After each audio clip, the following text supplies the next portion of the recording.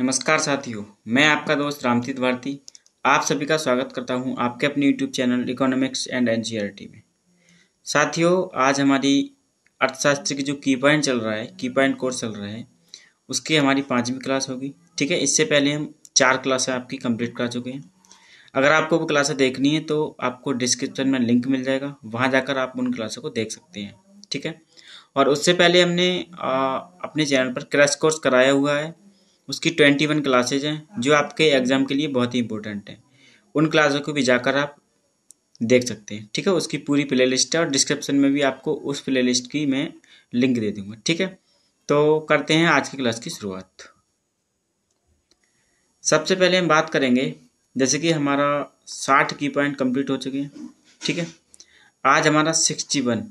ठीक है, निम्न संतुलन पास सिद्धांत। ठीक है, ये किसने दिया था? आर नेल्सन ने दिया था। ठीक है, आर नेल्सन ने दिया था इसे। इन्होंने बताया था कि जैसे कोई देश होता है, ठीक है, कोई देश होता है और वहाँ जब व्यक्ति की आय बढ़ती है, क्या बढ़ती है? जब व्यक्ति की आय बढ़ती है तो जैसे कि एक आय होती है, जैसे कि मतलब व्यक्ति अपनी जो रोजमर्रा की चीजें होती हैं उनको पूरा करता है। ठीक है, तो जब रोजमर्रा की चीजें उसकी पूरी होने लगती हैं, उसकी जितनी आय हो रही है उससे उसकी रोजमर्रा की चीजें जब पूरी होने लगती हैं, उसको हम बोलते हैं न्यूनतम जीवन निर्वाह स्तर। क्या बोलते हैं? न्यूनतम जीवन निर्वाह स्तर। ठीक है, जब न्यूनतम जीवन निर्वाह स्तर होता है आय का, उससे जब आय बढ़ती है तो क्या होता है कि वह जनसंख्या बढ़ने लगती है। क्या बढ़ने लगती है? जनसंख्या बढ़ने लगती है। ठीक है, लेकिन जब व्यक्तिगत आय में और अधिक वृद्धि होती है, ठीक है, किसमें? व्यक्तिगत आय में और अधिक वृद्धि होती है, यानी कि जो न्यूनतम जीवन निर्वाह है ना, स्तर है, इसमें क्या होता है? इससे भी और आगे जाती है आय, इससे भी और आगे जाती है आय, मतलब अधिक वृद्धि होती है। और ये वृद्धि जब उच्च भौतिक सीमा पर पहुंच जाती है, किस पर? उच्च भौतिक सीमा पर पहुंच जाती है, तब क्या होता है? जनसंख्या में कमी आने लगती है। ठीक है, मैंने आपको जनसंख्या की जो जन संक्रमण सिद्धांत था उसमें आपको जनसंख्या के बढ़ने की जो अवस्थाएं पढ़ाई थी। ठीक है, और कमेंट करके आप बताएंगे कि वो किसने दी थी। ठीक है, कमेंट करके आप बताएंगे कि वो जो जनसंख्या संक्रमण के सिद्धांत हैं उसमें जो जनसंख्या संक्रमण की अवस्थाएं दी हैं वो किसने दी है। ठीक है, तो उसमें क्या होता था कि जब जब आय का न्यूनतम जीवन स्तर होता है तो उसमें क्या होता है कि व्यक्ति को जो सुविधाएं होती है ना, जैसे कि स्वास्थ्य है, शिक्षा है, और भी जिन जिन चीज़ों की हमें ज़रूरत पड़ती है, खाने पीने की चीज़ें हैं, वो हमें क्या होता है, मतलब जितनी हमें ज़रूरत है ना उतनी मिलने लगती है। ठीक है, तो उस समय क्या होता है कि उस समय जनसंख्या बढ़ती है। ठीक है, उस समय क्या होता है? उस समय जनसंख्या बढ़ती है। लेकिन जब आय इस स्तर से भी ऊपर जाती है तो उसे बोलते हैं कि उच्च भौतिक सीमा पर पहुंचती है। किस पर पहुंचती है? उच्च भौतिक सीमा पर हमारी आय पहुंच जाती है। उस स्थिति में क्या होता है? उस स्थिति में जनसंख्या में कमी आने लगती है। क्यों?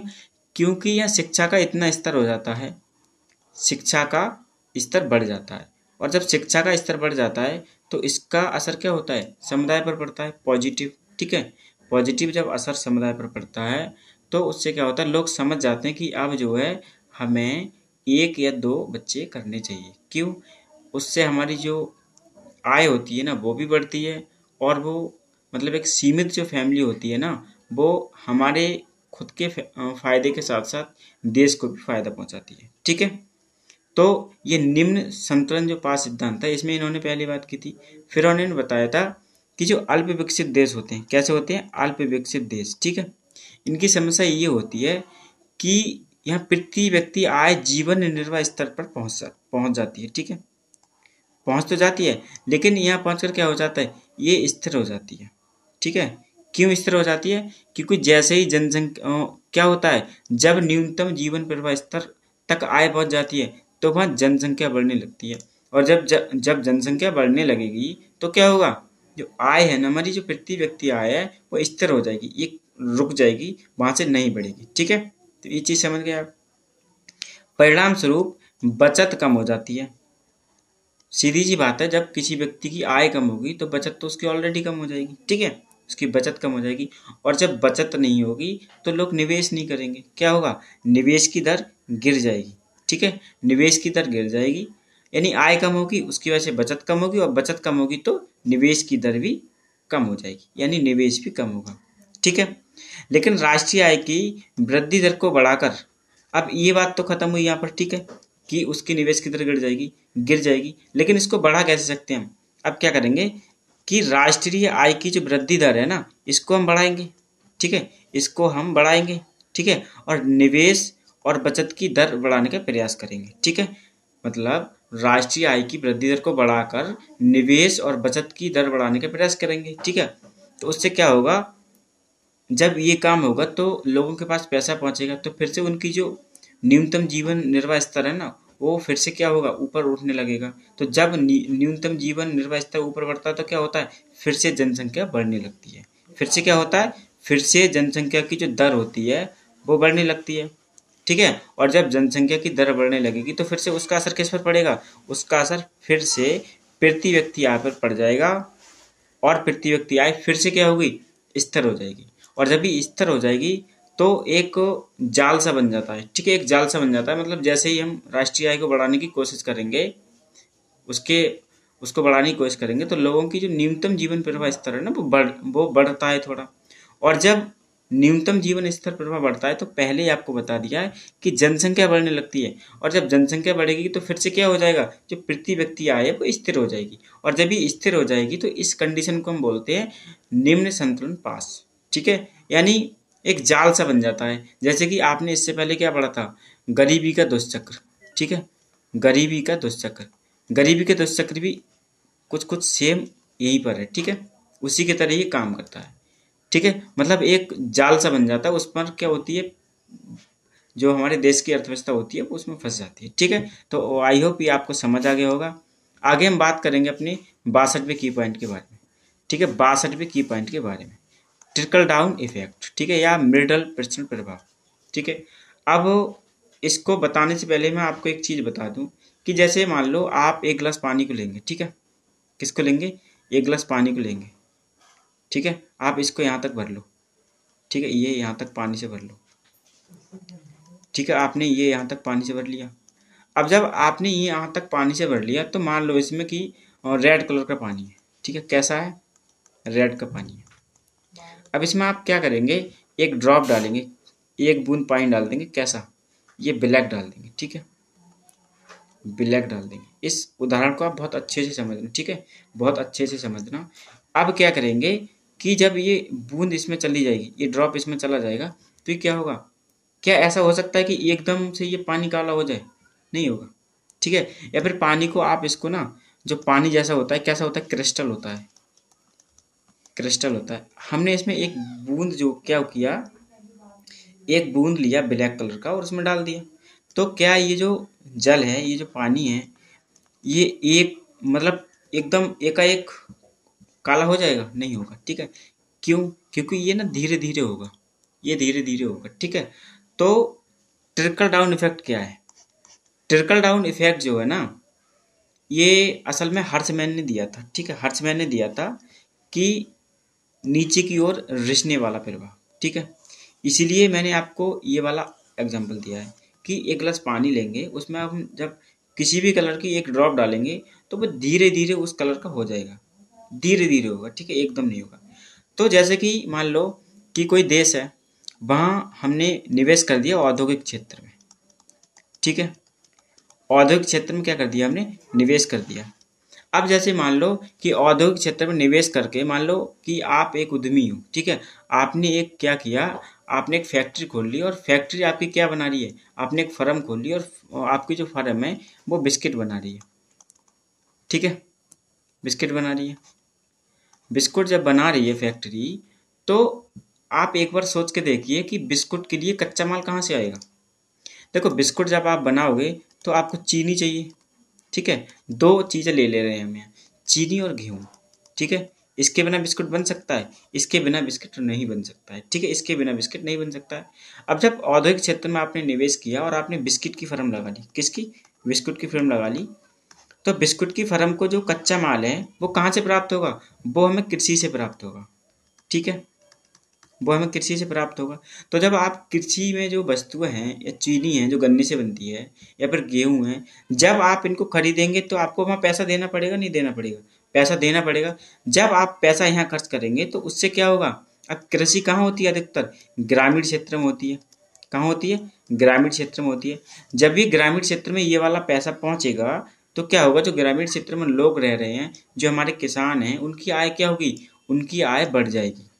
ठीक है, तो क्या हुआ? हमने पैसा कहाँ लगाया? हमने पैसा यहाँ तो नहीं लगाया था। हमने पैसा कहाँ लगाया था? हमने पैसा लगाया था फर्म पर। निवेश कहाँ किया था? फर्म पर। लेकिन इसका असर कहाँ हुआ? इसका असर ग्रामीण क्षेत्र पर हुआ। तो इसका असर क्या एकाएक हो जाएगा? नहीं, इसमें समय लगेगा। जैसे कि एक ड्रॉप हमने पानी डाला था, पानी में एक ड्रॉप डाला था ब्लैक कलर का, वो एकदम ब्लैक कलर का हुआ? नहीं, उसमें टाइम लगता है, वो धीरे धीरे होता है। तो मतलब हमने फर्म में पैसा लगाया तो ये पैसा रिश्ते रिश्ते कहाँ पहुंच गया? रिश्ते रिश्ते ग्रामीण आय पर पहुंच गया। ठीक है, तो मतलब एक ऐसा विकास जिससे ग्रामीण मतलब ग्रामीण को फायदा हो, ग्रामीण आय बढ़ जाए। ठीक है, देखो जैसे जैसे विकास होता है वह औद्योगिक क्षेत्रों में संचयी प्रसार एक श्रृंखला शुरू कर देता है। ठीक है, जिससे प्रति व्यक्ति आय में वृद्धि होने लगती है। ठीक है, इसकी वजह से ग्रामीण क्षेत्रों की वस्तुओं तथा कृषि पदार्थों की मांग बढ़ जाती है, जिससे ग्रामीण की आय में वृद्धि होने लगती है। ठीक है, यही क्या है? यही ट्रिकल डाउन इफेक्ट है आपका। ठीक है, और ये कई बार पूछा जा चुका है। तो आई होप आपको बहुत अच्छे से समझ आ गया होगा।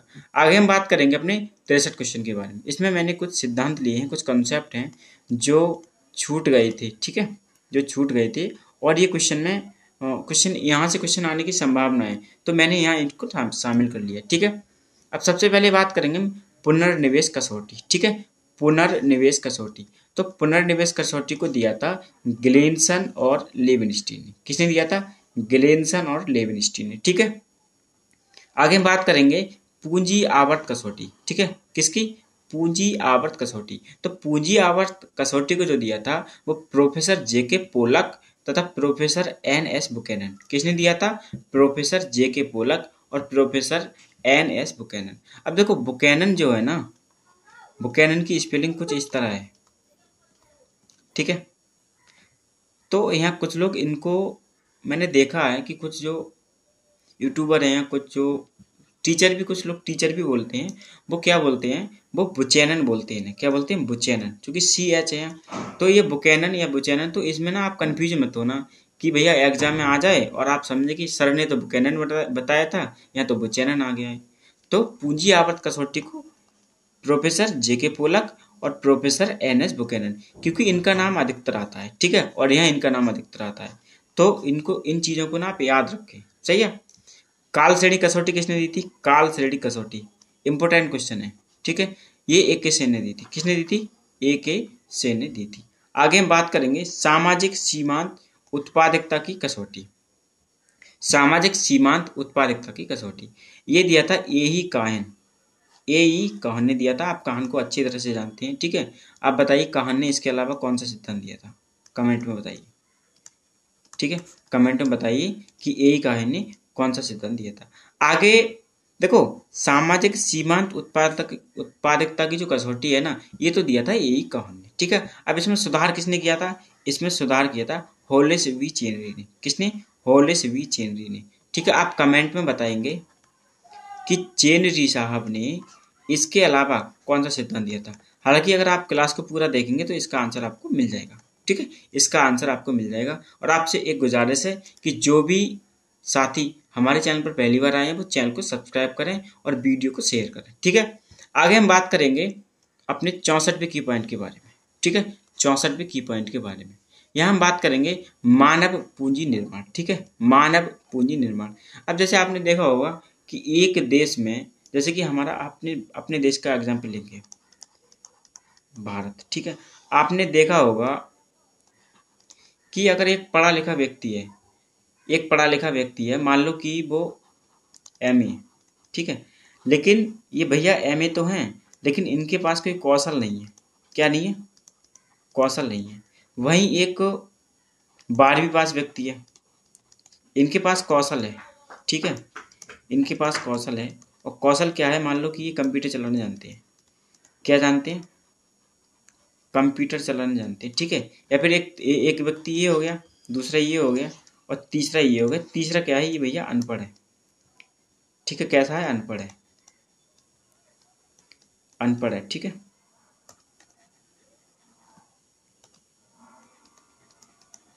ये व्यक्ति अनपढ़ है। ठीक है, अब आप ये बताइए कि इसमें से मानव पूंजी निर्माण जो है, जो हमारा की पॉइंट है, इसमें से सबसे अच्छी मानव पूंजी कौन सी है। अब आप ये बताइए कि सबसे अच्छी मानव पूंजी कौन सी है।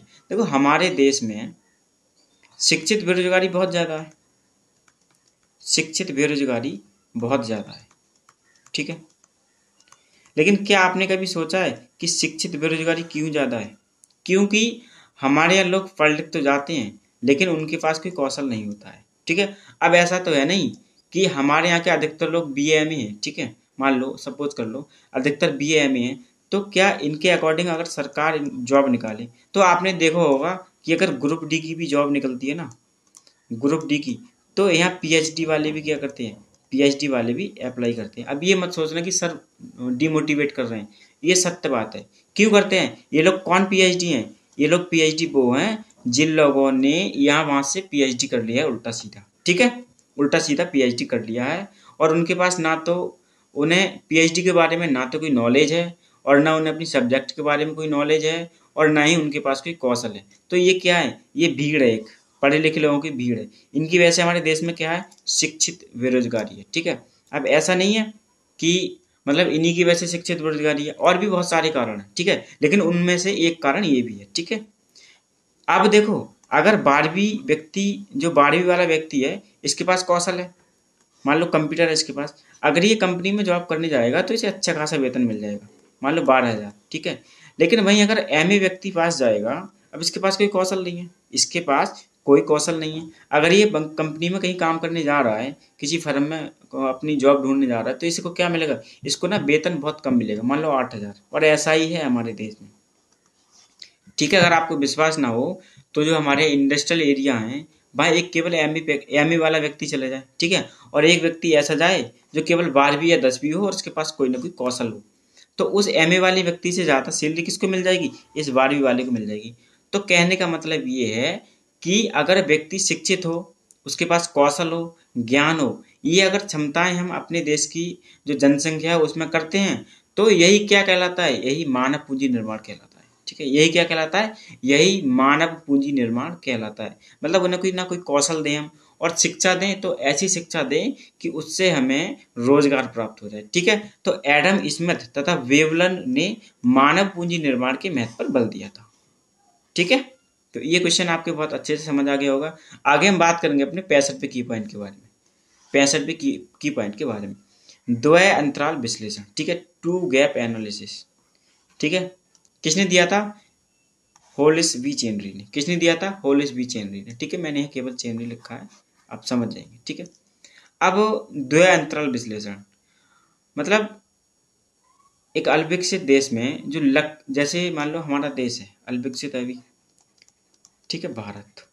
ठीक है, अब आपने देखा होगा कि जब बजट पास होता है तो कहते हैं कि हमारी जो लक्ष्य वृद्धि दर है वो 8% या 7% या 6%, जैसे कि पंचवर्षीय योजना हमारे यहाँ पहले आई थी, तो आपने देखा होगा कि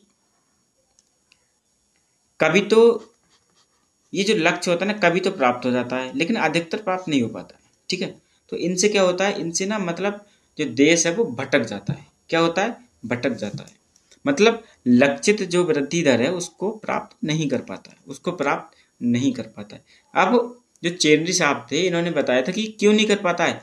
एक तो बचत अंतराल है हमारे देश में, कम बचत है। अब कम बचत के बहुत सारे कारण हैं। ठीक है, कम बचत के बहुत सारे कारण हैं, जो अगर आप पीछे क्लास को पूरा देखेंगे तो इसे समझ जाएंगे। ठीक है, और दूसरा क्या होता है, विदेशी विनिमय अंतराल।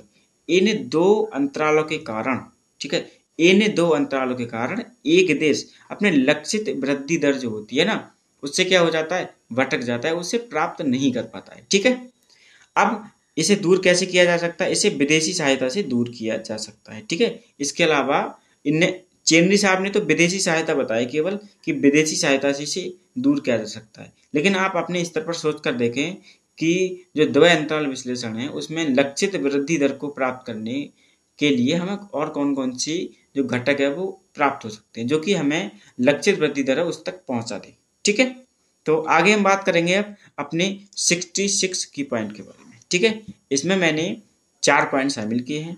ठीक है, 4 पॉइंट शामिल किए हैं जो आपके रह गए थे। ठीक है, कार्यात्मक वित्त।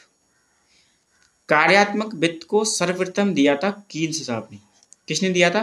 कीन्स साहब ने सर्वप्रथम कार्यात्मक वित्त को दिया था, लेकिन इसका जो विकास किया था वो एपी लर्नर ने किया था। ठीक है, एपी लर्नर ने किया था।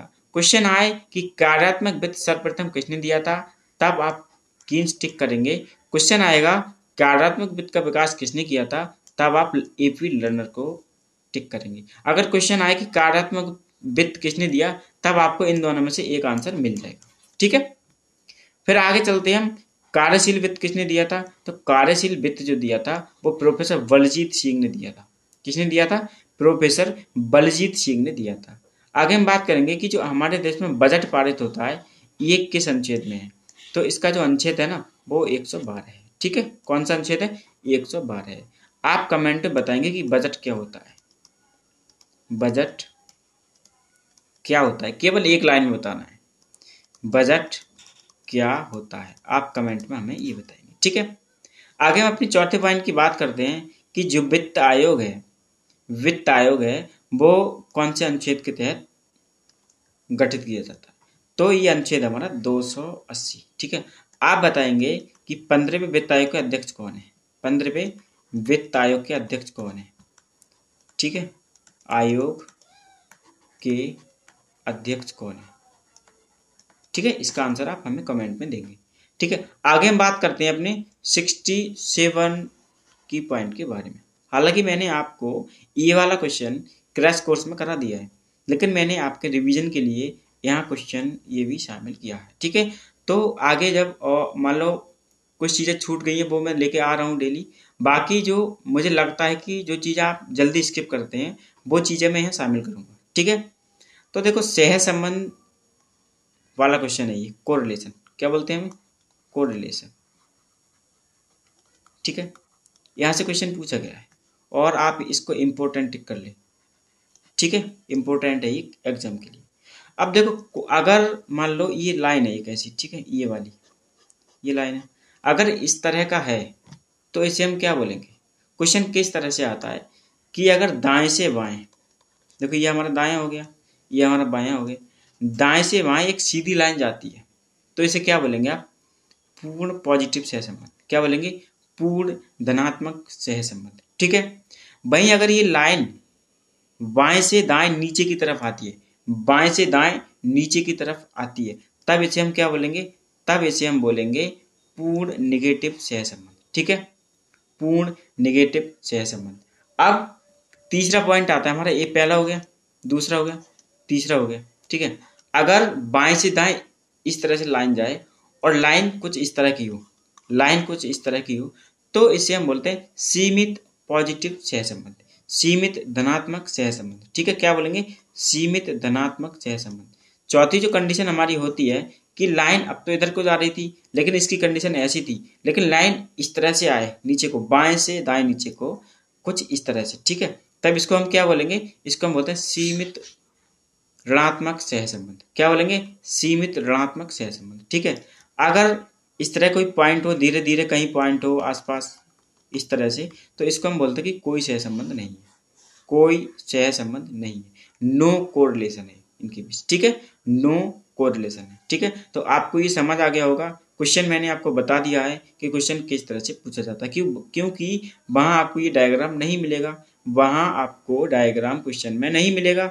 तो आपको बस ये चीज याद रखनी है कि दाएं से ऊपर जाएगा तो किस तरह का होगा, दाएं से नीचे आएगा तो किस तरह का होगा। अगर थोड़ी लाइन बिंदु बहुत ज्यादा है तो दाएं से बाएं जाए, बाएं से दाएं जाएगा ऊपर की तरफ तो कौन सा होगा। अगर बिंदु बहुत ज्यादा है, बाएं से दाएं नीचे की तरफ आएगा तब कौन सा होगा, और बिंदु जाता है तब कौन सा सहसंबंध होगा। तो ये 5 कंडीशन आपको याद रखनी है, क्वेश्चन यहाँ से पूछा जा चुका है। ठीक है, आगे हम बात करेंगे अपनी 68वें की पॉइंट के बारे में। ठीक है, 68वें की पॉइंट के बारे में, और इसमें हमने शामिल किया है स्टैटिक्स को। किसको? स्टैटिक्स को। ठीक है, और ये क्वेश्चन भी आपसे पूछा जा चुका है। ठीक है, कभी कभी इनमें से एक क्वेश्चन पूछ लेगा, और सम्मिलित वाले क्वेश्चन में यहाँ से क्वेश्चन आने की बहुत ज्यादा संभावना रहती है। ठीक है, तो प्रतिदर्श माध्य क्या है?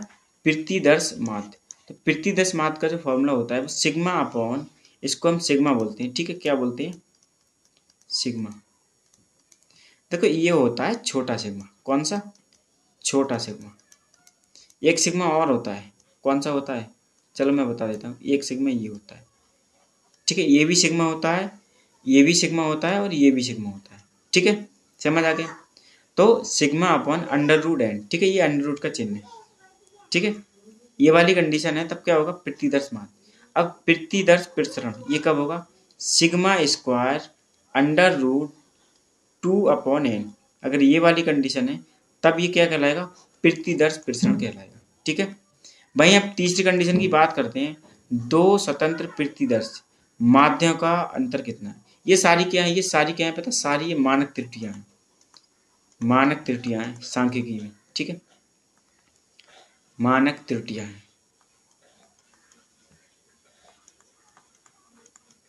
मानक त्रुटियां हैं। ठीक है, सॉरी मैंने त्रुटि गलत लिख दिया है। मानक त्रुटि, ये मानक त्रुटियां हैं सारी। किस में होती हैं? सॉरी स्टैटिक्स में। ठीक है, सांख्यिकी में। तो दो स्वतंत्र प्रतिदर्श माध्य का अंतर क्या आएगा? तो x one bar minus x bar two, x bar one x bar two. देखो अगर इस तरह से चिन्ह लगा, इसको बार बोलते हैं। ठीक है, बार बोलते हैं, याद रखना। तो सिग्मा स्क्वायर अपॉन n1। ठीक है, sigma square sigma one square upon n1। ठीक है, plus sigma two square upon n2। और ये काय में होता है? ये अंडर रूट में होता है। ठीक है, अंडर रूट में होता है। इस चीज को आप याद रखेंगे। तो ये क्या है? ये दो स्वतंत्र प्रतिदर्श माध्यम का अंतर है। ठीक है, आगे हम बात करेंगे दो स्वतंत्र मानक विचलनों का अंतर। दो स्वतंत्र मानक विचलनों का अंतर। तो ये S1 माइनस S2 होता है। क्या होता है? S1 माइनस S2 होता है। तो under root sigma one square upon 2n1 plus sigma two square upon 2n2। देखो इसमें थोड़ा सा अंतर है। ठीक है, थोड़ा सा अंतर है, और यही अंतर आपको याद रखनी है। क्यों?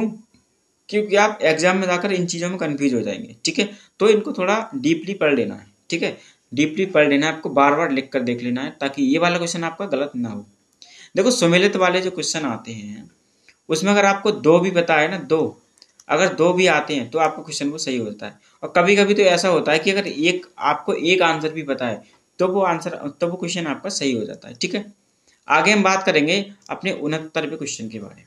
ठीक है, ये क्वेश्चन एक बार पूछा जा चुका है, चेक बाउंस अग्रीम। अब चेक बाउंस क्या होता है कि जैसे मान लो आपका अकाउंट है SBI में, स्टेट बैंक ऑफ इंडिया। ठीक है, और आप चेक धारक है। कौन है आप? चेक धारक है। ठीक है, आपने क्या किया, आपका नाम मान लो राम है, तो आपने श्याम को चेक काट कर दे दिया। चेक काट कर दे दिया, मान लो कि 50,000 का। कितने का? 50,000 का चेक काट कर दे दिया। अब ये राम भैया जो है ना, ये राम भैया इनको चेक काट कर दे देंगे श्याम को। अब ये श्याम क्या करेंगे? श्याम जाएंगे बैंक, किसी भी बैंक जा सकते हैं, चेक आप कहीं से भी निकाल सकते हैं, चेक का जो पैसा है कहीं बना सकते हैं आप उसे। तो ये जब बैंक जाएंगे तो इन्होंने देखा कि राम के जो अकाउंट है ना, राम का जो अकाउंट है, इसमें जो बैलेंस है ना वो जीरो है।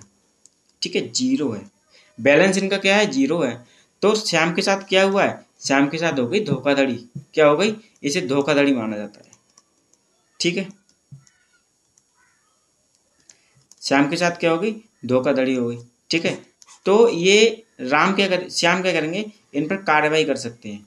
ठीक है, कानून एक्शन ले सकते हैं, कानूनन एक्शन ले सकते हैं। तो ये धारा होती है 138। कौन सी धारा के तहत? 138 के तहत। श्याम जब राम पर कार्रवाई करेगा तो कौन सी धारा? 138 के तहत। और ये एक्ट 1881।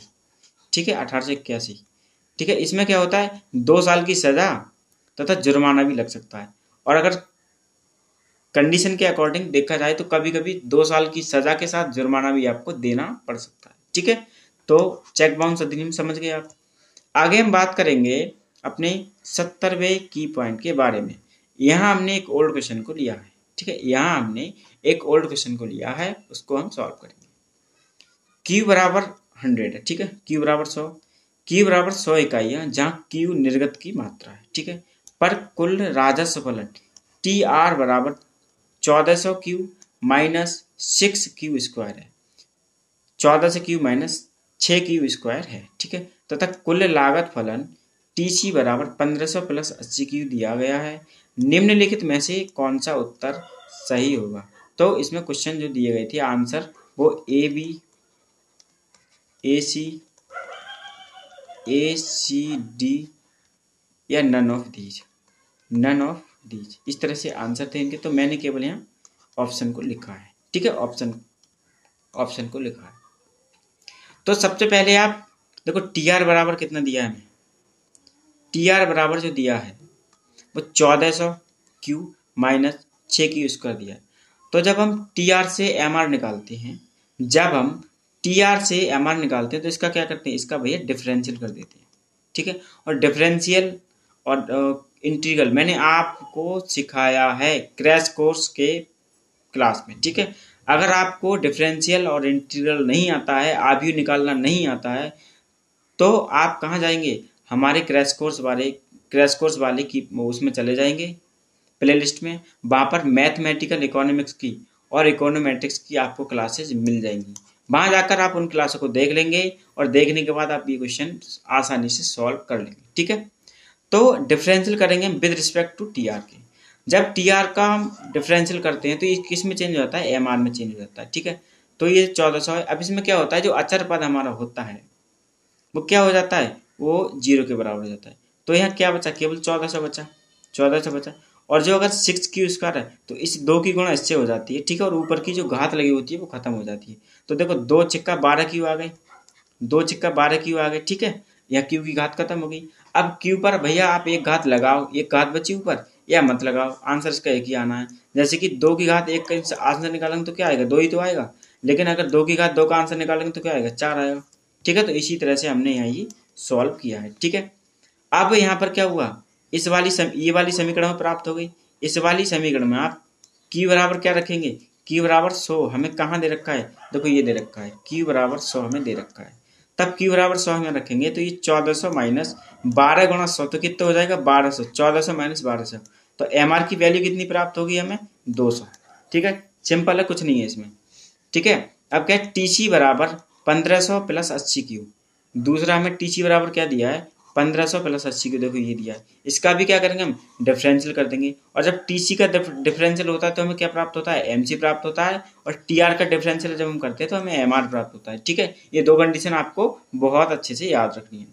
तो जब इसका हमने डिफरेंशियल किया तो देखो ये वाला तो 0 हो गया हमारा, ठीक है, ये 0 हो जाएगा। अगर इसके साथ Q होता तो Q खत्म होता, केवल एक चीज बचती, ये 0 हो गया, ठीक है। 80 होता तो Q भैया कट गया, यहाँ 80 रह गए केवल। तो MC बराबर कितना आ गया, MC बराबर 80 आ गया, ठीक है। अब देखो MC बराबर 80 बी ऑप्शन है हमारा। और हमारा MR बड़ा हो गया किससे, देखो MR बड़ा हो गया किससे, MC से। देखो MR छोटा है, देखो MC छोटा है, MC का मान 80 है और MR का मान कितना है, 200 है। तो MR बड़ा नहीं हुआ, तो आंसर क्या हो जाएगा हमारा, MR लेस देन MC। यहाँ MR लेस देन, मैंने गलत लिख दिया है, MR लेस देन MC, ठीक है, ये हमारा आंसर आ जाएगा, ठीक है। तो आज की क्लास आपको कैसी लगी हमें कमेंट के माध्यम से जरूर बताएं। और जो साथी हमारे चैनल पर पहली बार विजिट कर रहे हैं वो हमारे चैनल को सब्सक्राइब करें, वीडियो को लाइक करें, वीडियो को अपने साथियों के साथ शेयर करें। तो साथियों इसी के साथ जय हिंद जय भारत, मिलते हैं अगली क्लास में, तब तक के लिए जय हिंद।